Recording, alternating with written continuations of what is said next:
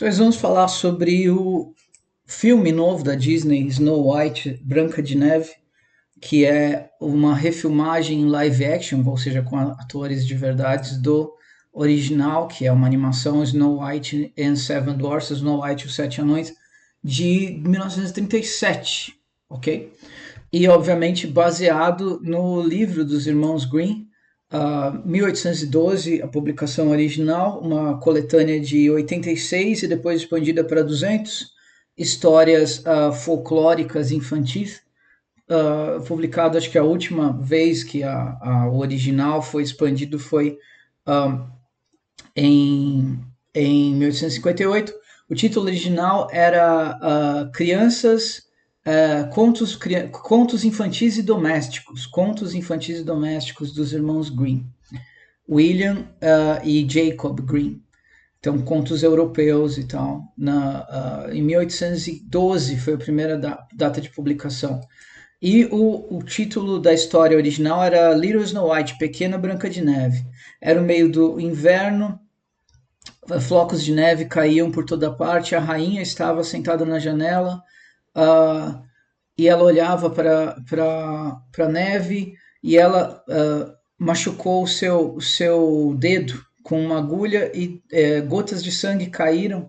Ela olhou para as gotas de sangue que caíam na neve branca e tem um detalhe que a janela era de madeira preta, né? Então madeira preta, a neve branca e o sangue da rainha vermelho. Preto, branco e vermelho são os símbolos, né? Então ela olhou para as gotas de sangue e falou: quem me dera ter uma filha que fosse tão branca quanto essa neve, tão vermelha quanto o sangue e tão preta quanto a janela. Então nasceu uma menina e ela cresceu e a sua pele era tão branca quanto a neve. As suas bochechas eram tão vermelhas quanto sangue e o seu cabelo era tão preto quanto a janela, quanto o ébano, né? E ela foi chamada Branca de Neve, porque a pele dela era branquinha. E como a pele dela era branquinha, a bochecha ficou vermelha por causa do sangue na bochecha e o cabelo bem pretinho e tal. E daí a rainha morre, a nova rainha quer matar a Branca de Neve e ela foge, os anões a resgatam e tal. Ela vai morar com os anões que são mineiros. Durante a noite, os sete anões retornaram. Não, isso aqui foi depois, né? Enfim, daí ela tá morando com os anões e daí a rainha vai lá, envenena ela de várias formas. Os anões sempre a salvam, reiteradamente a salvam de um pente mágico e tudo mais. E o último veneno seria a maçã envenenada, a menina come e daí o príncipe a acorda e tal. Enfim, e no filme original os anões eles vão para o combate mesmo, eles marcham contra a rainha e a matam, a derrubam de um precipício e tal. Então os anões são protagonistas da história, tanto que estão no título, né? E o que acontece? Toda vez que falam de filmar Branca de Neve ou qualquer outra história dos irmãos Grimm que tenha anões, a comunidade de atores e atrizes anões fica muito feliz, porque é dinheiro, é elenco, papel, é uma oportunidade de eles trabalharem como atores e atrizes. Porque, obviamente, se você tem 1,10 m, 1,15 m, você tem menos oportunidades de emprego, principalmente numa indústria na qual a aparência é muito importante, do que uma pessoa de 1,80 m. Isso é por óbvio, isso é a natureza humana, não é? Os seres humanos são atraídos por poder e a altura denota poder. Se metaforicamente ou de verdade, hoje no mundo civilizado menos, mas antigamente, imagina uma pessoa que dependia de caçar, de lutar, de matar, e tem 1,10 m, 1,20 m, ela teria dificuldades, provavelmente não chegaria à idade adulta. Então a alegria dos anões era enorme quando agora pessoas pequenas agora é o termo politicamente correto, mas isso não denota aliás, eu acho até um pouco ofensivo pessoas pequenas, dá a impressão que é um pejorativo, né? Tá falando um julgamento de valor. Anão ele deixa claro que é o que a condição da pessoa é, né? Eu acho menos ofensivo. E se a pessoa nasceu anão, ela não é idiota, ela sabe que ela é menor que os outros. Então, por que diabos ela não aceitaria, por exemplo, fazer o papel de anão no filme? Não existe uma razão. Tudo isso porque quando eles anunciaram que iam refilmar o Branca de Neve, obviamente, em 2019, se eu não me engano, começou os preparativos. Obviamente, como novo filme da Disney, a gente sabe que vai ser esquerdista, vai ser feminista, vai ser woke, vai ser doutrinário, vai ter propaganda socialista. Isso é o padrão Disney atual. Porém, esperava-se que 7 anões fossem contratados para o elenco, que seria fantástico. Esses 7 anões seriam lançados ao estrelato, tal qual o Peter Dinklage em Game of Thrones. Peter Dinklage fez o papel de Tyrion Lannister, um dos personagens principais, um dos protagonistas. Por muito tempo eu, pelo menos, queria que ele ganhasse o Jogo do Tronos. Obviamente foi ficando cada vez pior a série, daí eu já não queria nem assistir, né? Quanto mais decidir quem vai ganhar ou não o Jogo dos Tronos. Obviamente quem ganhou foi uma mulher, claro, né? Tem que ser uma mulher porque é feminista, então tem que ser uma mulher. Mas ele seria excelente candidato a ganhar o Jogo dos Tronos porque ele era o mais estratégico, mais maquiavélico, mais capaz de manipular os outros e tal. E era, na minha opinião, o personagem, de longe, o personagem mais interessante da série. Mas o que aconteceu? Quando anunciaram esse filme, o Peter Dinklage, hoje um ator famosíssimo, um ator mega milionário, ele achou que era errado a Disney contratar 7 anões. Falar, é horrível isso, nos contratar anões, é racista, é retrógrado. O que, na minha opinião, é absolutamente estúpido. Porque ele ficou famoso fazendo o papel de um anão no Game of Thrones. Por que negar a possibilidade de 7 pessoas ficarem famosas? Eu digo até que é um pouco de egoísmo. Dá a impressão que ele não queria que 7 pessoas ficassem famosas. 7 novos. Daí ele não seria tão importante assim se 7 anões agora são famosos. E eles poderiam até expandir isso. De repente, os anões tinham esposas anões, filhinhos anões. Ela é acolhida por uma comunidade de anões, uma vila. E como a Vila dos Hobbits, por exemplo, Senhor dos Anéis, que também. Mas tudo bem que os Hobbits não são anões, eles são halflings, né? Anões são outra raça no Tolkien. Então, por que não contrataram anões para ser hobbits? Porque os anões, eles não são hobbits, eles se assemelham a crianças, têm traços delicados como de crianças. Então, não no rosto, pelo menos, na proporção dos seus membros, etc.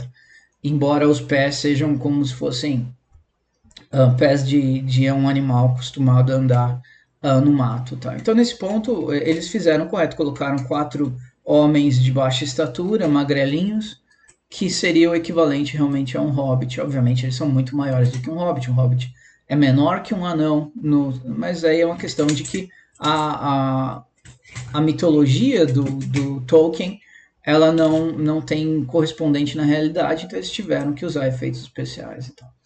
Mas, senhores, imaginam 7 anões lançados ao estrelato por um filme que mantivesse e aprofundasse o protagonismo dos anões.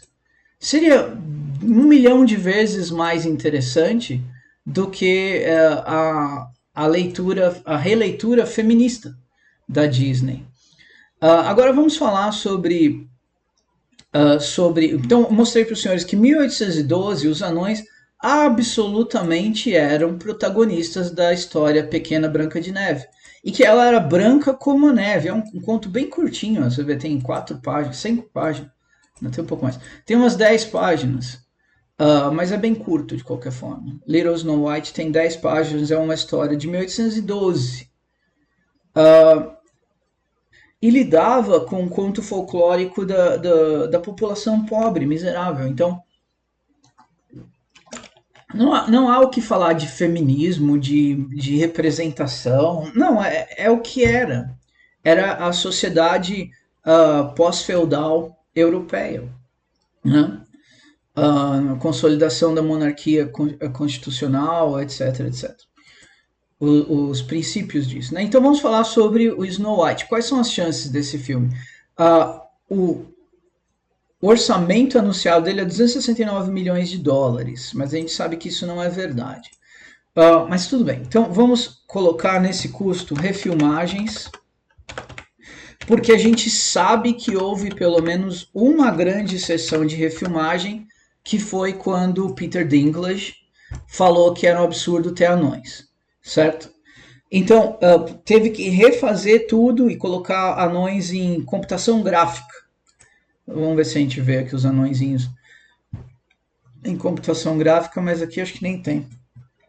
Então, Snow White, CGI, Snow White, CGI, Dwarves. Então, esses aqui são os anões. A coisa mais nojenta do mundo. Ficou horrível. Então, o que eles fizeram? Para ninguém ficar bravo com a Disney, e todo mundo ficou, né? Óbvio. Eles substituíram os anões por essas criaturas medonhas aqui em computação gráfica. Que seria 1 bilhão de vezes mais interessante se fossem anões mesmo, em vez dessas criaturas monstruosas aqui. Imaginem, senhores, 7 homens, 7 famílias lançados ao estrelato, de repente conseguindo um monte de papel igual o Peter Dinklage conseguiu. É óbvio por que ele está furioso. Porque são pessoas que se fizerem um papel sensacional no filme, vão roubar a primazia dele de ser o anão mais famoso do mundo. Então, eu digo para os senhores que não é sobre ser politicamente correto, é sobre ser ganancioso mesmo, sobre ser egoísta. Porque quem disse que esses homens não podiam ser, inclusive, indicados ao Oscar? Porque fizeram um papel sensacional no filme. Não nesse filme, porque o foco era feminismo, mostrar o quanto a Branca de Neve é empoderada e tal. Outro grande problema é que colocaram a atriz feia, mais feia que bater na mãe, para ser a Branca de Neve. E ela, supostamente, tinha que ser mais bonita do que a atriz da... Como é que ela chama? A Gal Gadot, lá como se diz? Da Mulher Maravilha. Então, essa é a questão, né? Ela tem que ser mais bonita que a Gal Gadot, e que, obviamente, não tem como, né? É Gal Gadot Snow White. Então, tá aqui ela aqui, né? Então, quer dizer, você tem que acreditar que essa mulher aqui, ela tem ciúmes daquele rascunho do inferno lá que colocaram para fazer o papel da Branca de Neve. Então é um negócio que, caramba, tudo bem que é filme, mas é duro de acreditar, né? Mas, então, de qualquer forma, então vamos supor que as refilmagens tenham custado 200 milhões de dólares. 200 milhões de dólares. Marketing. O marketing do filme, em geral, é o mesmo preço do filme, mas como o custo foi muito alto, vamos jogar para baixo esse marketing aqui. A gente sabe que o marketing custou uma fortuna, porque cada vez que surgiu uma polêmica, a Disney tinha que pagar um jornal, uma revista, para fazer uma reportagem falando bem do filme. Então, a gente sabe que no mínimo mais uns 200 milhões em marketing, porque o normal é o mesmo preço do filme, mas joguei para baixo porque já está muito alto, né? Então você tem um custo total aqui de a soma dá 669 milhões de dólares de custo total, certo? Só que tem um pequeno problema, senhores. A Disney não recebe o dinheiro do ingresso por inteiro. Metade do dinheiro do ingresso fica para o cinema que está passando o filme. Então, para a Disney receber 669 milhões de dólares dos cinemas, ela tem que pegar bilheteria, né? Você tem que pegar a bilheteria e dividir e multiplicar por 2 o quanto a bilheteria dá para chegar no que a Disney precisa para empatar com o custo. Por que, Wagner? Eu não estou entendendo. É simples. Vamos supor que a bilheteria seja 1,33 bilhões de dólares. Em tickets entraram, ingressos para ver o filme, certo? Metade disso vai para a Disney, metade fica para o cinema. Metade. Ok? Então, o que acontece?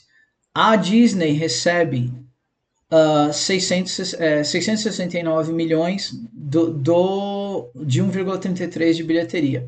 Ou seja, para Disney empatar com o que ela gastou, a bilheteria tem que ser 1,33 bilhões de um filme feminista, woke, racista, preconceituoso, que não contratou anões. Então, a chance deste filme fazer sucesso é mínima. É mínima. Mas as razões são absolutamente monstruosas. Você tirar do elenco os 7 anões que, por direito, tinham que estar no elenco, porque o filme original chama Branca de Neve e 7 Anões. Não só isso. Eles são empreendedores, eles têm uma mina de diamantes. Eles moram numa cabana na floresta, uma casa bonitinha na floresta, e eles trabalham juntos e tal, e defendem, protegem a menina da bruxa que quer tentar matá-la. Ou seja, eles eram os protagonistas da história, mas agora eles são criaturas monstruosas de computação gráfica e 7 anões que poderiam ter a vida mudada por completo e era direito deles fazer parte desse elenco. Porque a história é sobre 7 anões, eles não têm participação nenhuma dessa abominação que é a refilmagem Branca de Neve e 7 Anões. Então, primeiro, não assistam essa porcaria, né? E segundo, aguardem que em breve, depois de uns 4 semanas de bilheteria, eu faço o filme estreia dia 20 agora. Faço um vídeo dizendo se foi sucesso ou não. Eu imagino que não vai ser sucesso.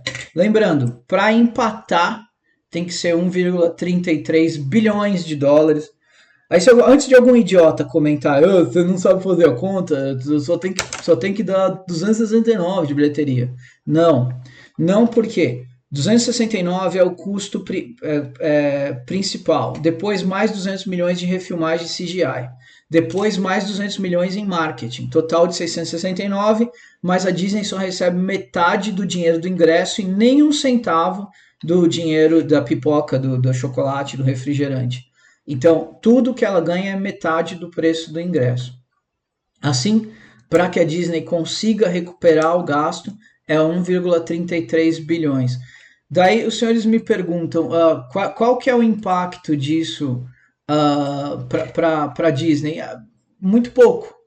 Só para os senhores terem uma ideia aqui, vamos ver aqui. Disney, né? Intangíveis da Disney hoje é 116 bilhões de dólares. O que é intangíveis? É o que ela tem em propriedade intelectual. E assets, que é realmente parques, estúdios, propriedades de verdade tangíveis, 25 bilhões. Então, o que ela tem em propriedade intelectual vale muito mais do que a propriedade física. Né?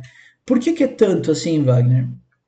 Os senhores têm que ir para 2018 para entender isso. A Disney tinha 45 bilhões de intangíveis E em 2018 ela comprou a Fox, que é a dona do Simpsons, Futurama, nem sei se Futurama ainda é, mas um monte de desenho animado, um monte de filme, um monte de propriedade intelectual.